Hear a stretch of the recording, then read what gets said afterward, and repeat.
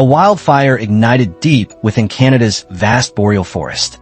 What began as a single spark quickly escalated into one of the largest fire events the region had seen in years. Fueled by dry vegetation, strong winds, and prolonged drought, the flames consumed trees, infrastructure, and entire landscapes in every direction. The fire advanced with speed and precision, leaping from treetop to treetop, spreading embers miles ahead of its core.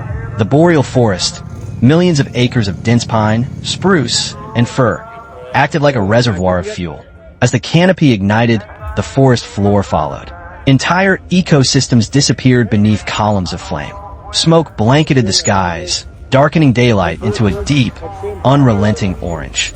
Satellite images revealed enormous plumes of smoke stretching hundreds of kilometers, moving across provinces and even crossing into the United States.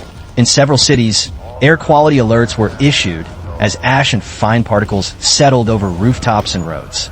As the wildfire neared populated areas, emergency systems were activated. Fire crews constructed fire breaks and launched controlled burns to slow the advance. Helicopters and water bombers flew in rotation, releasing thousands of gallons over targeted zones. Despite every effort, the fire often outpaced containment lines. Critical infrastructure was damaged or rendered inoperable. Power lines fell, telecommunications were disrupted, and transport routes were closed. Schools, businesses, and hospitals shut their doors temporarily, while evacuation routes were cleared and monitored for fire activity. Wildlife was visibly displaced.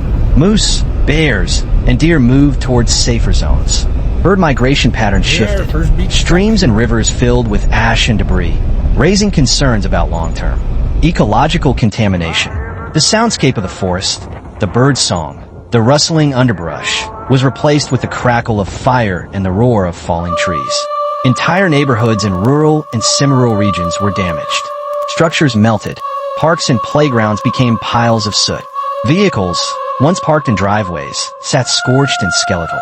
Roads became impassable, warped by heat or blocked by fallen timber.